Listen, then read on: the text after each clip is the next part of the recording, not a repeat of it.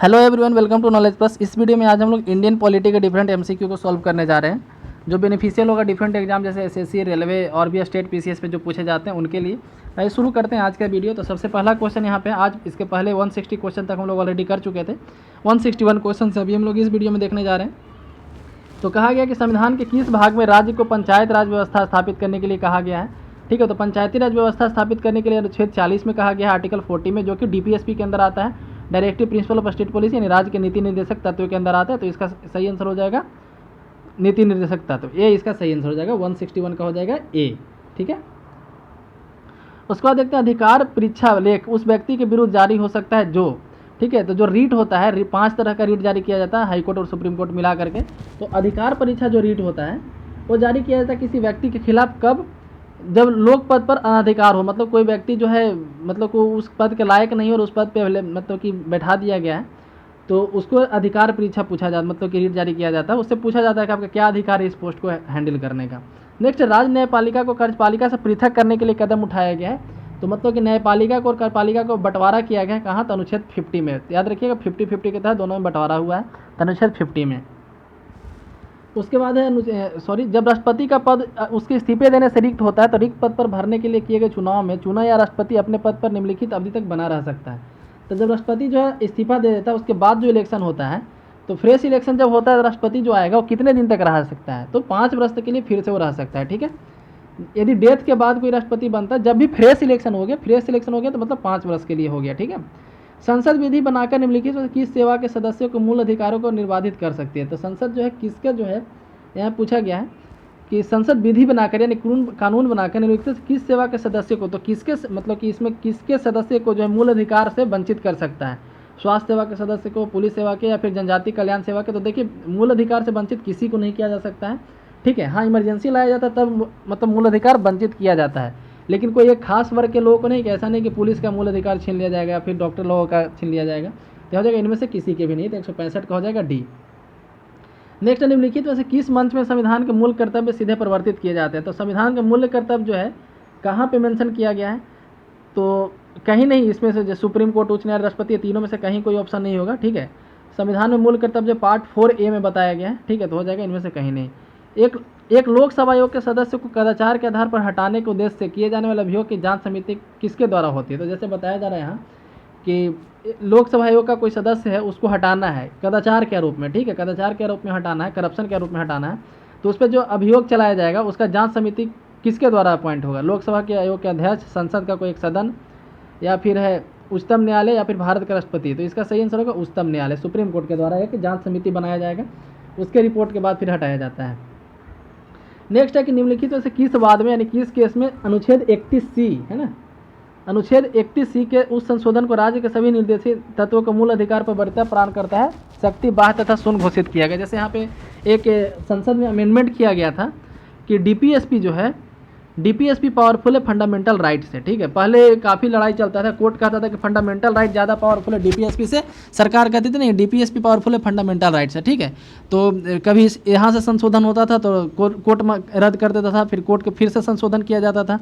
तो इसी सब केस को रिलेटेड एक फाइनल डिसीजन आया था, तो मिनर्वा मिल केस में आया था। ठीक है, तो याद रखिएगा 168 का हो जाएगा यहाँ पे बी। राष्ट्रपति संविधान के अनुच्छेद 309 के अंतर्गत सेवा नियम में संशोधन करके केंद्रीय सेवाओं में अवकाश प्राप्ति की आयु 58 से 55 वर्ष कर देते हैं। निम्नलिखित में से कौन सही है। तो जैसे यहाँ पे बताया गया है कि मान लीजिए कि ऐसा कुछ होता है, ठीक है, कि अनुच्छेद 309 का यूज करते हुए संविधान में संशोधन किया जाता है राष्ट्रपति के द्वारा।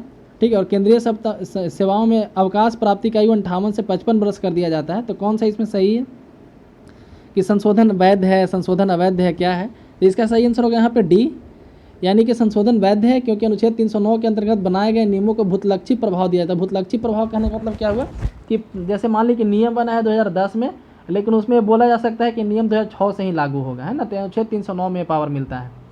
नेक्स्ट, संविधान द्वारा प्रदत्त मौलिक अधिकार प्रदत्त है। संविधान जो मौलिक अधिकार देता है किसको देता है, तो सभी को देता है। ठीक है, लिया है सभी व्यक्तियों को, केवल नागरिकों को, थोड़े नागरिकों को, थोड़े सभी को। ठीक है, उपयुक्त में से कोई नहीं।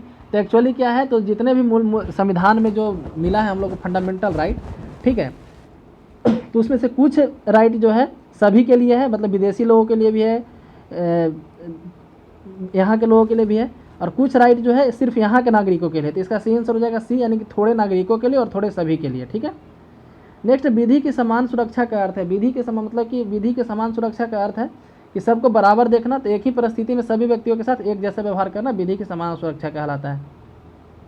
172 नंबर क्वेश्चन देखते हैं कि निम्नलिखित में किस अधिकार को डॉक्टर अम्बेडकर ने संविधान की आत्मा कहा था। तो संवैधानिक उपचारों का अधिकार आर्टिकल 32 के तहत आता है, उसको जब भीमराव अम्बेडकर के द्वारा संवैधानिक मतलब कि आत्मा कहा गया था संविधान का। नेक्स्ट क्वेश्चन हम लोग देखते हैं 173, जानने का अधिकार निम्नलिखित किस अनुच्छेद के अंतर्गत आता है। जानने का अधिकार यानी कि right to information, right to information जो है, ठीक है, राइट टू इन्फॉर्मेशन भी एक फंडामेंटल राइट है। ठीक है, तो अनुच्छेद 21 के अंदर आता है, तो ये हो जाएगा बी, इसका सही आंसर होगा। ठीक है। वहीं जीने का अधिकार आता है, तो जीने का अधिकार भी 21 के अंदर ही आता है। नेक्स्ट, भारतीय संविधान का निम्नलिखित में से कौन सा अनुच्छेद प्रशासकीय अधिकारों की स्थापना के लिए केंद्र सरकार को शक्ति प्रदान करता है। ठीक है, तो इसका सही आंसर हो जाएगा अनुच्छेद 323A। अनुच्छेद 323A ट्रिब्यूनल बनाने का मतलब पावर देता है, ट्रिब्यूनल को बोला जाता है प्रशासकीय अधिकरण। नेक्स्ट क्वेश्चन यहाँ पे कि निम्नलिखित में से कौन से प्रतिषेध की रीट जारी करने का अधिकार नहीं हो सकता। मतलब कि कौन सा, मतलब प्रतिषेध रीट जो जारी किया जाता है, ठीक है, तो कौन सा अधिकार नहीं हो सकता है। तो अधिकारिता की अधिकता ये हो सकता है, संविधि की असंवैधानिकता ये भी हो सकता है। प्रतिषेध रीट का मतलब कि प्रोहिबिशन, रीट 5 तरह का, तो उसमें एक रीट का नाम है प्रोहिबिशन, उसी को हिंदी बोलते हैं प्रतिषेध की रीट। ठीक है, तो प्रोहिबिशन का रीट कब कब जारी किया जाता है, तो जब ज़्यादा अधिकार का यूज कोई करने लगे, या फिर कोई असंवैधानिक कानून बन जाए, या मूल अधिकारों का अति उल्लंघन किया जाए, तो ये तीनों केस में हो सकता है। तो एक बच गया काल उचितता, मतलब कि एक टाइम, मतलब कि समय के आधार पे इसमें ये रीट जारी नहीं किया जा सकता। नेक्स्ट है, कौन सा उत्प्रेषण रीट जारी करने का अधिकार नहीं है। मतलब उत्प्रेषण रीट जो है कौन से अधिकार नहीं, उत्प्रेषण रीट जारी करने का कौन सा आधार नहीं है, मतलब किस बेसिस पे उत्प्रेषण रीट को जारी नहीं किया जा सकता। तो ये हो जाएगा डी, क्योंकि लोकहित में हैबस कॉर्पस जारी किया जाता है। ठीक है, तो 176 का हो जाएगा डी। नेक्स्ट, परमादेश रीट जारी नहीं किया जा सकता। परमादेश रीट है वो किसके खिलाफ जारी नहीं किया जा सकता है, तो प्राइवेट व्यक्तियों के खिलाफ नहीं जारी किया जा सकता, बाकी सबके खिलाफ जारी किया जा सकता है। 178 निम्नलिखित में किस वाद में उच्चतम न्यायालय ने बंदी प्रत्यक्षीकरण यानी हैबस कॉर्पस की याचिका जारी करने के लिए नया परिदृश्य खोल दिए। तो इसका सही आंसर होगा सुनील बत्रा बनाम दिल्ली एडमिनिस्ट्रेशन, ये याद रखिएगा इस केस का नाम। ठीक है, तो हैबस कॉर्पस का रीट जो है उसको काफ़ी ज़्यादा वाइड बनाया गया था इस केस में। उच्चतम न्यायालय का न्यायाधीश सरकारी सेवक नहीं है, यह बात कहाँ कही गई थी। ठीक है, तो ये कहा गया था यूनियन ऑफ इंडिया बनाम अजमेर में, ये केस है यूनियन ऑफ इंडिया बनाम अजमेर, वहाँ पे बोला गया था कि उच्च न्यायालय का न्यायाधीश जो है सरकारी सेवक नहीं है। उसके बाद क्वेश्चन 180 देखते हैं कि एक कृपक बनाम यूनियन ऑफ इंडिया निम्नलिखित में से किस पक्षपात से संबंधित है। तो इसका सही आंसर होगा ये केस से रिलेटेड है, व्यक्तिगत पक्षपात से। नेक्स्ट है, निम्नलिखित में से किस वाद को प्रतियोजित विधान की बाइबल के रूप में जाना जाता है। तो इसका सही आंसर होगा सी, इन दिल्ली लॉज एक्ट। ठीक है, मूल अधिकार कर्तव्य अधारोपित करते हैं, मतलब मूल अधिकार जो है किसके ऊपर लगाया जाता है, तो व्यक्ति के ऊपर लगाया जाता है, तो काफ़ी क्लियर है। तो हालांकि स्टेट के ऊपर भी लगाया जाता है, दोनों का अधिकार है, तो इसका सही हो जाएगा सी।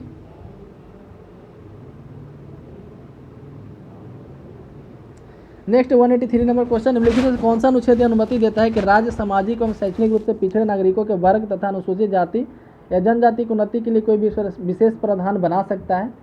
तो ये होता है 15(4), अनुच्छेद 15(4) में ये प्रोविजन दिया गया है। ठीक है, तो इसका सही आंसर है डी। निम्नलिखित किस अनुच्छेद में प्रदत्त शक्तियों के प्रयोग से संसद में अस्पृश्यता को अपराध बनाया गया था 1955 में। ठीक है, तो इसका सही आंसर होगा अनुच्छेद 17। कौन सा बंदी प्रत्यक्षीकरण के नाम से प्रसिद्ध है, कौन सा केस जो बंदी हैबस कॉर्पस के नाम से फेमस है, बंदी पर, तो इसका सही आंसर होगा एडीएम जबलपुर बनाम शिवकांता शुक्ला केस। नेक्स्ट है, संविधान के भाग 4 में राज्य के नीति तत्व में प्रतिस्थापित है। तो राज्य के नीति निर्देशक तत्व में कौन कौन है यहाँ पे बताना है। तो आर्थिक अधिकार, सामाजिक अधिकार, आर्थिक एवं दोनों सामाजिक दोनों अधिकार। ठीक है, तो इसका सही आंसर होगा सी, दोनों तरह के अधिकार मिले हैं, सामाजिक और आर्थिक दोनों तरह के अधिकार मिले हैं। केंद्रीय मंत्रिमंडल के दायित्व के सामूहिक दायित्व का सिद्धांत प्रतिपादित करता है, मतलब कहाँ पे बताया गया कि केंद्रीय मंत्रिमंडल जो है कलेक्टिवली रिस्पॉन्सिबल है लोकसभा के प्रति, ये कहाँ पे बताया गया, कौन से अनुच्छेद में बताया गया है। तो इसका सही आंसर होगा बी, अनुच्छेद 75 में ऐसा बोला गया है। राष्ट्रपति जब अध्यादेश विधि का बल नहीं रखता तब अनुमोदित न हो जाए, मतलब कि राष्ट्रपति का अध्यादेश जो है कब लैप्स हो जाता है, जब वो लोकसभा और राज्यसभा दोनों से पास नहीं हो पाता है, मतलब लोकसभा राज्यसभा दोनों में से पास नहीं हो पाता है, तब जो है वो बिल नहीं बन पाता है, ऑर्डिनेंस जो है पास नहीं हो पाता, वो लैप्स हो जाता है। नेक्स्ट है कि निम्नलिखित में कौन सा आपात की घोषणा के परिणामों में अंदर नहीं आता। तो आपातकाल की घोषणा के अंदर कौन नहीं आता, तो संवैधानिक उपचारों का निलंबन। तो ये संविधान मतलब कि आपातकाल की घोषणा के परिणाम में नहीं आता है, ठीक है। नेक्स्ट है निम्नलिखित से किस रीट याचिका में प्राण न्याय का सिद्धांत लागू नहीं होता। तो इसका सही आंसर होगा बंदी प्रत्यक्षीकरण। निम्नलिखित से किसके संशोधन के लिए संविधान का अनुच्छेद 169 लागू होता है। तो 169 जो लागू होता है विधान परिषद के निर्माण तथा प्रकाशन के लिए। नेक्स्ट, संसद के दोनों सदनों के किसी सदस्य की अयोग्यता के प्रश्न का निर्णय कौन करता है। तो कोई संसद का जो सदस्य है योग्य है कि अयोग्य है, निर्णय कौन करता है, भारत के राष्ट्रपति के द्वारा किया जाता है, ठीक है। नेक्स्ट यहाँ पे क्वेश्चन है, न्यायपालिका के किसी कार्यपालिका के पृथक्करण संबंधी प्रावधान संविधान में वर्णित है। तो अनुच्छेद 50 के द्वारा, आई थिंक अभी किए थे। भारतीय संविधान में विधि शासन निहित है। विधि शासन मतलब कि रूल ऑफ लॉ अनुच्छेद 14 में भी निहित है, यानी सबको बराबर माना जाएगा कानून के सामने। नेक्स्ट है कि सही उत्तर इसमें चुनना है कि धन विधेयक विधानसभा में प्रस्तुत नहीं किया जाएगा। तो एक गलत है, विधानसभा में ही प्रस्तुत होता है। धन विधेयक विधान परिषद में प्रस्तुत किया जाएगा, ये भी गलत है क्योंकि तो विधानसभा में प्रस्तुत होता है। धन विधेयक विधान परिषद में प्रस्तुत नहीं किया जाएगा, हाँ ये सही है। धन विधेयक जो विधान परिषद में प्रस्तुत नहीं किया जाए क्योंकि तो विधानसभा में प्रस्तुत होता है, ठीक है। तो सी इसका सही आंसर होगा। क्रीमी लेयर सिद्धांत का विवेचना किया गया है। तो क्रीमी लेयर सिद्धांत कहाँ पे बनाया, मतलब कि कहाँ से निकला है। तो Indira Sahni versus union of India case आया था आरक्षण देने के बाद, जब ओबीसी का आरक्षण मिला था उसके बाद इंदिरा साहनी केस आया था जिसमें बोला गया था कि मैक्सिमम 50% आरक्षण हो सकता है सब करके। तो वहीं पे क्रीमी लेयर का थ्योरी आया था। 197 नंबर क्वेश्चन देखते हैं, 197।